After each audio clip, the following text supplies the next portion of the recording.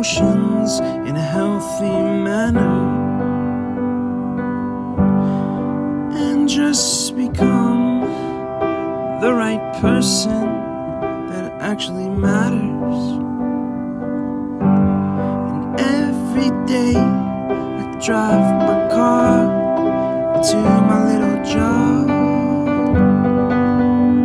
and I find some peace in the stations that I throw on.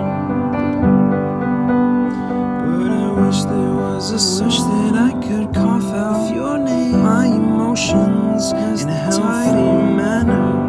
Oh yeah. I wish there was a just become the right person as the tide actually matters. Oh yeah.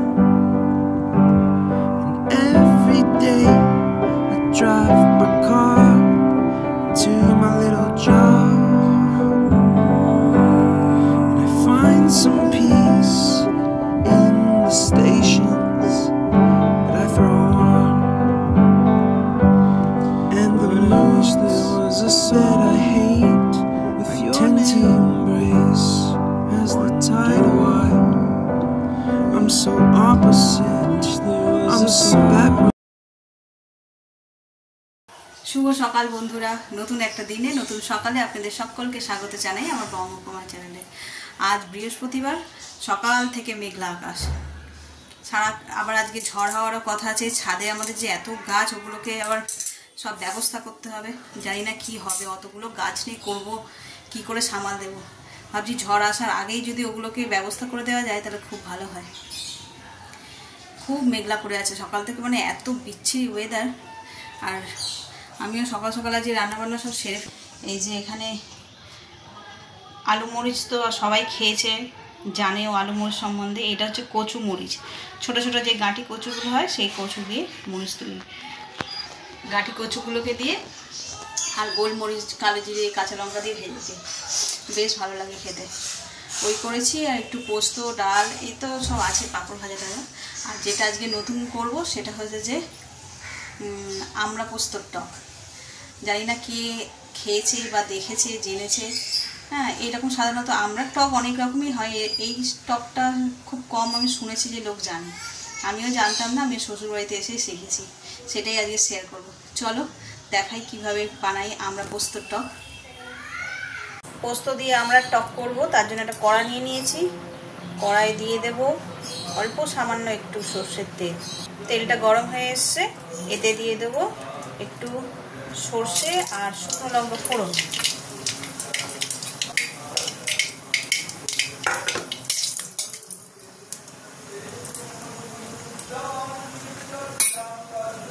লঙ্কাটা ভাজা ভাজা হয়ে এসছে, এবার এর মধ্যে দিয়ে দেবো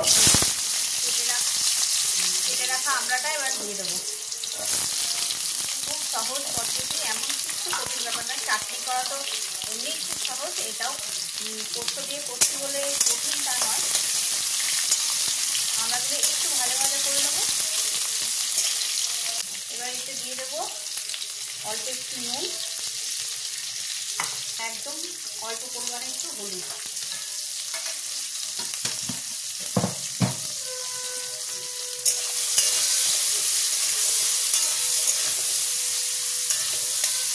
আমড়াগুলো যেহেতু কচি আমরা, একদম অল্পতেই গলে যাবে, একটু নাড়াচাড়া করলেই।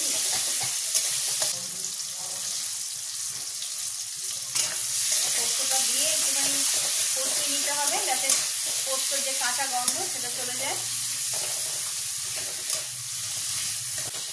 দেখো 2 মিনিট ধরে ভালো করে কষিয়েছি। এরপর এতে জল দিয়ে দেবো,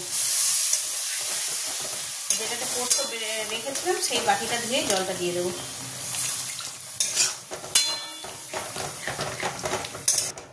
আমরা টক তো অনেকে অনেক রকমভাবে করে খায়, তবে এরকম করে খুব কম সংখ্যক লোকই খায়। অনেকে জানে, আবার অনেকে জানে না।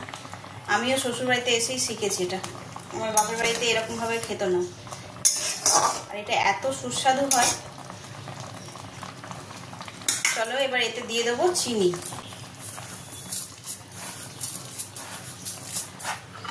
স্বাদ অনুসারে চিনি দিয়ে দিলাম।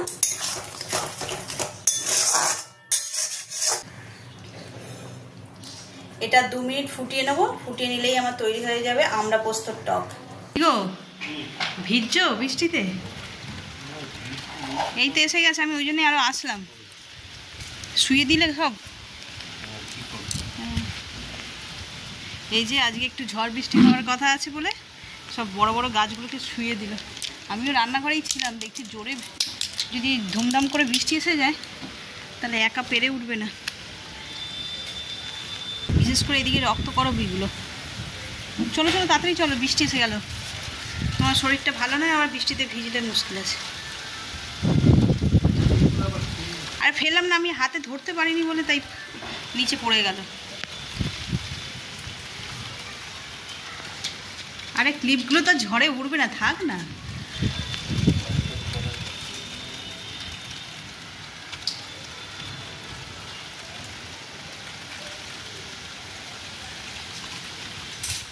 বাবুটাও দোকানে বেরোলো আর বৃষ্টি আসে। আমার যোগ বেরিয়েছে, দেখছো বে পালাচ্ছে তো, পা দিয়ে পিষতে হবে। দুপুর 2টো বেজে গেছে, এবার খাওয়া দাওয়ার ব্যবস্থা করবো। রান্না তো অনেকক্ষণ হয়ে গেছে, টুকটাক কাজ ছিল ওইগুলো সব করছিলাম। এবার খাওয়া দাওয়াগুলো সেরে ফেলি, দিয়ে যা মেঘলা ওয়েদার, একদম দারুণ ঘুম হবে, আর অন্য কোনো কাজে মন লাগবে না যদিও। আর আজকে দুপুরবেলা একটা ভাবছি নতুন কিছু বানাবো। সেদিনকার বলছিলাম না দিদির বাড়ি থেকে আমগুলো দিয়েছিল, সেগুলো খাওয়াও হচ্ছে না টক বলে। চলো দেখাই। আর এই যে এখানে তো এমনি খাওয়ার জন্য হিমসাগর আম আনাই হয়েছে, আর এই যে আমগুলো ঝোড়ার মধ্যেই রয়ে গেছে, রেখেছি ঝোড়ার মধ্যে। দিদি বললো ঝোড়ায় রাখলেই নাকি পেকে যাবে, আরও পেকে হলুদ হবে, তো মিষ্টি হয়নি, এরকমই আছে। আর এই যে কটা বাদাম ছিল ড্রাই ফ্রুটস, এগুলোকে ভিজিয়ে নিয়েছি। দেখি এগুলো দিয়ে বিকেলবেলা কিছু বানাবো। চলো তাহলে খাওয়া দাওয়াটা সেরে নিই, আবার বিকেলবেলা দেখা হচ্ছে।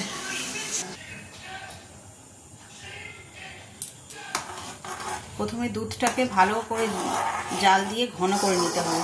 এর মধ্যেই আমি চিনিটা দিয়ে দিয়েছি, ভালো করে ফুটিয়ে নিয়ে আগে এটাকে ঘন করব, করে ঠান্ডা করে বাকি ইনগ্রিডিয়েন্টসগুলো এর মধ্যে দেব।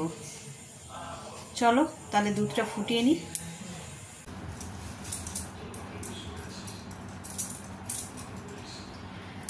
ওখানে তো দুধটা জাল দিয়ে ঘন করে নিয়েছি, নিয়ে ঠান্ডা করতে দিয়ে আমি বসে থাকবো। কালকের জন্য এই যে লাল শাক, এগুলো একটু বেছে রাখছি। সকালবেলা তাড়াহুড়ো করে শাক বেছে কেটে করা হয়ে ওঠে না, সেই জন্য খাওয়াও সেভাবে হয় না। আজকে আগের থেকে আনিয়ে রেখেছি, আমি জানি সন্ধ্যেবেলায় বসে একটু বেছে নেব। কালকে একটা স্পেশাল দিন আছে আমাদের, সেই জন্যই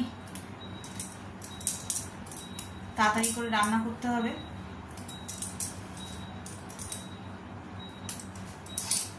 চলো শাকগুলো বেছে নিই।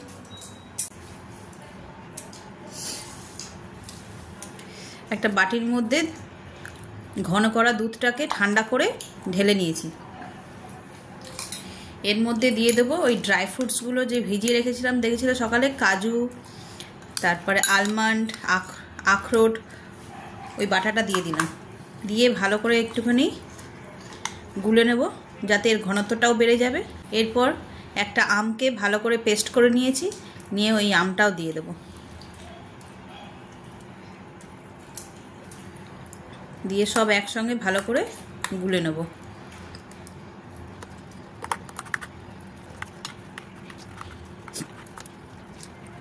খুব ভালোভাবে এটা গোলা হয়ে গেছে।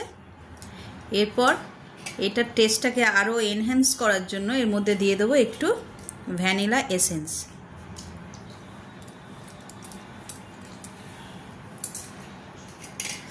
দিয়ে এটাকে আবার ভালো করে গুলে নেব।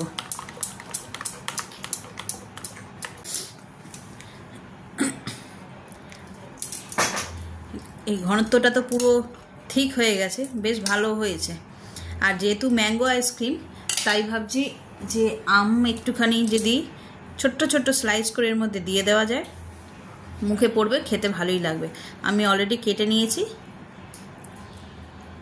এই যে। চলো এবার এগুলোকে দিয়ে দিই।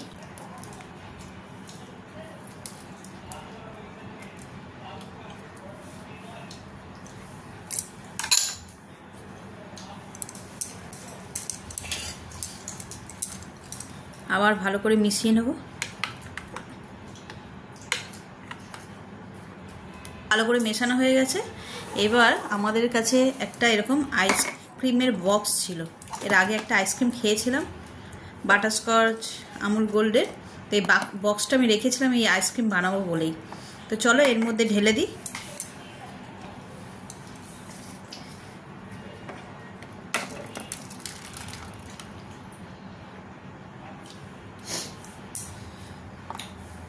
বেশ অনেকটাই হয়েছে, অনেকটা পরিমাণে হয়েছে। এবার এটাকে শুধু ডিপ ফ্রিজে রেখে দেবো। এই যে এই বক্সটার মধ্যে ঢেলে নিলাম, আর এটা নিয়ে গিয়ে এখন রেখে দেবো ফ্রিজারে। এটা এখন সন্ধেবেলায় তৈরি করলাম ঠিক কথা, এটা প্রয়োজন হবে কাল রাত্রেবেলায়। ওই যে একটু আগে বললাম কাল একটা বিশেষ দিন, সেই জন্য তৈরি করলাম। চলো বিশেষ দিনে আমি চেষ্টা করি, এই ছোট ছোট বিশেষ দিনগুলোতেই চেষ্টা করি ঘরে কিছু তৈরি করতে। আমার বেশ ভালো লাগে, আমার রান্না করতে এমনিই ভালো লাগে, কিছু নতুনত্ব জিনিস ট্রাই করতেও বেশ ভালো লাগে। চলো তাহলে এটা রেখে দিই, দিয়ে আর যা এখানে মেশ তৈরি হয়েছে এবার ওগুলোকে পরিষ্কার করি।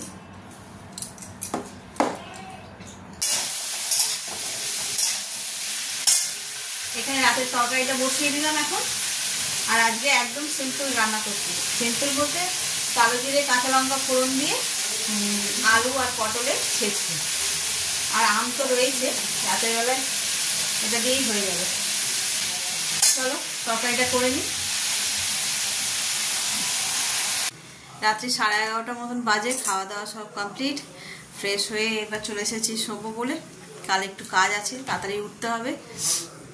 কাজ বলতে ওই যে কাল বললাম বিশেষ দিন, ওই কাজ, সকালবেলায় উঠবো। তো চলো ব্লগটাকে আজকে এই পর্যন্তই রাখছি, আর কালকে দারুণ একটা ব্লগ আসতে চলেছে। তো সকলে ভালো থাকবেন, সুস্থ থাকবেন, আর যদি কিছু ভালো লেগে থাকে তাহলে please like, comment, share and subscribe. Good night.